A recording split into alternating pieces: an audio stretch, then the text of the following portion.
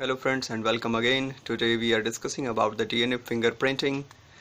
DNA fingerprinting is actually developed by Alec Jeffreys, and Alec Jeffreys used a satellite DNA as a probe that show very high degree of polymorphism. It was called variable number of tandem repeats. The DNA which show a very high degree of polymorphism, it is called variable number of tandem repeats, VNTR. And in this, southern blot hybridization technique is used, and radio labeled VNTR also used as a probe in this technique. Southern blot technique को DNA fingerprinting में use किया जाता है क्योंकि ये सबसे अच्छा अब तक का नॉन टेक्नोलॉजी है। अब डीएनए फिंगरप्रिंटिंग के कुछ पर्टिकुलर स्टेप्स होते हैं, जिसमें से पहला स्टेप होता है डीएनए का isolation of DNA. What is the isolation of DNA?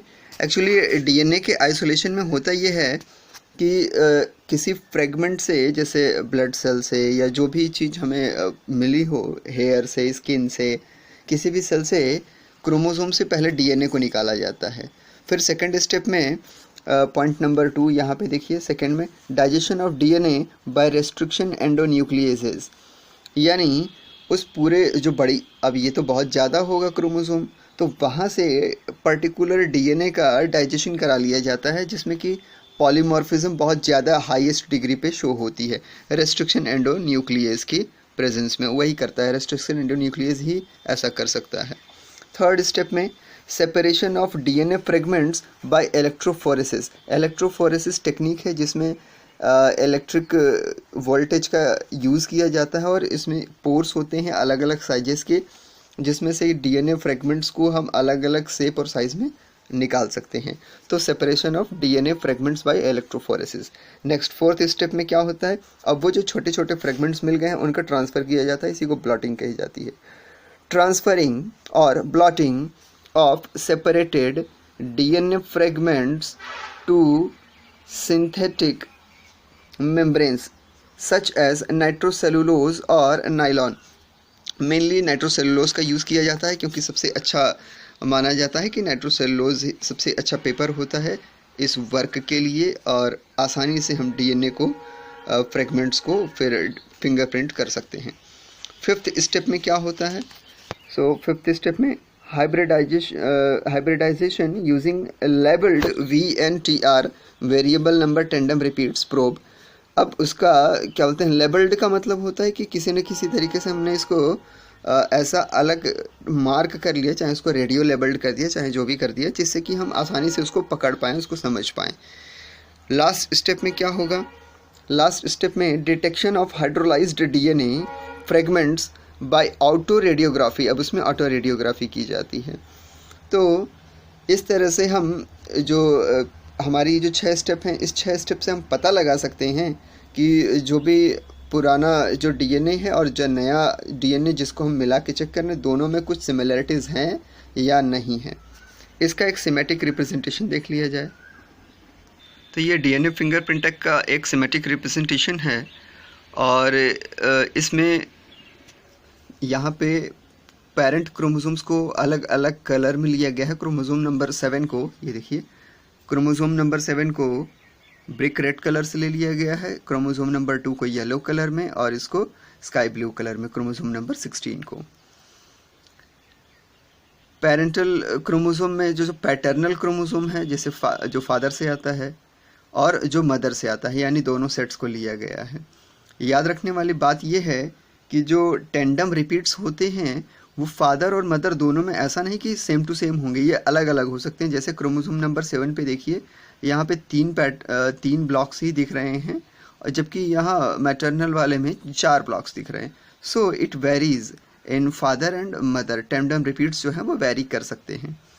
अब ये 3 क्रोमोसोम हमने ले लिया है, इसी को बेस बना करके एक इंडिविजुअल ए है और एक इंडिविजुअल बी है। कोई क्राइम हो गया है, अब इसको मैच कराना है कि इंडिविजुअल ए इंडिविजुअल सी से मैच कर रहा है या इंडिविजुअल बी इंडिविजुअल सी से मैच कर रहा है। जो भी मैच करेगा वो एग्जैक्ट मान लिया जाएगा। देखिए स्टेप में क्या किया गया, फ्रेगमेंट्स को जैसा कि पीछे isolation of DNA, digestion of DNA वगैरह देख लिया था। अब यहाँ पे ट्रांसफरिंग यानी ब्लॉटिंग के आगे का तरीका है। अब यहाँ से ट्रांसफ़र ब्लॉट कर दिया जाएगा नाइट्रोसेलुलोज पेपर्स पे और फिर उनको एम्पलीफाई कर लिया जाता है कई गुना और उसको फिर देख लिया जाता है। अब यहाँ पे क्रोमोसोम नंबर 7 है, ये जो रेड कलर में है, ये पैटर्नल और ये मैटरनल। इसी तरह से क्रोमोसोम नंबर 2 का पैटर्नल मैटरनल, 16 का पैटर्नल और मैटरनल। यहाँ पे शॉर्ट टेंडम रिपीट्स के नंबर हैं, तो पैटर्नल में यहाँ पे 11 रिपीट्स हैं जबकि यहाँ पे 9 रिपीट्स हैं। इसी तरह से यहाँ भी कुछ ज़्यादा रिपीट्स जो पैटर्नल में दिख रहे हैं मैटरनल में कम है। So this is another thing. अब होता क्या है कि जब इसको नाइट्रोसेलुलोज पेपर पे ले जाते हैं तो सीक्वेंस में ही स्टडी किया, सीक्वेंस में ही ये इस पे जो पेपर पे छपते हैं, इसमें एग्रोस जेल वगैरह का भी यूज़ होता है। यहाँ पे उसका शायद जिक्र नहीं हुआ है। जब इसको लिया गया, ये नंबर 1 सबसे ऊपर जो होगा ये पैटर्नल क्रोमोसोम को शो करेगा। ये किसको शो करेगा? पैटर्नल क्रोमोसोम नंबर 7 को। इसके बाद नीचे इस डिस्टेंस पे ये हो जाएगा maternal chromosome number 7। Then this one paternal chromosome number 2, this is maternal chromosome number 2। Then again ये जो स्काई ब्लू है यह पैटर्नल क्रोमोसोम नंबर 16 और यह मैटरनल क्रोमोसोम नंबर 16। अब यहाँ पे 2 सस्पेक्ट हैं, इनको मैच कराना है सी वाले से। पहला वाला जो क्या होते हैं इंडिविजुअल ए है, उसका डीएनए लिया गया, सेम प्रोसेस से उसको भी यहाँ पे ब्लॉट करा लिया गया। इंडिविजुअल बी का डीएनए लिया गया और उसको भी ब्लॉट करा लिया। अब ये रिपीट्स टोटल 12 हैं यहाँ पे। अब इनको मैच कराया जाता है। तो देखिए इंडिविजुअल बी का नीचे से देखते हैं, इंडिविजुअल बी का ये जो स्काई ब्लू कलर है नंबर 2 पे पोजीशन पे जो दिख रहा है, ये क्रोमोसोम नंबर 16 मैटरनल से मैच कर रहा है।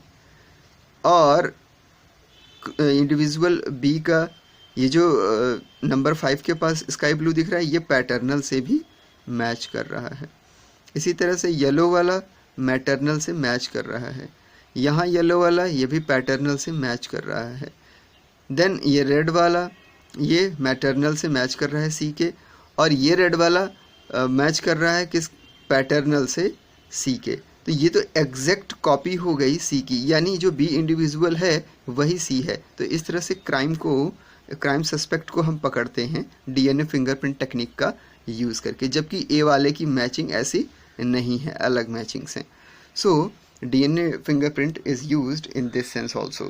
PCR technology, polymerase chain reaction, इन सब का भी यूज़ किया जाता है।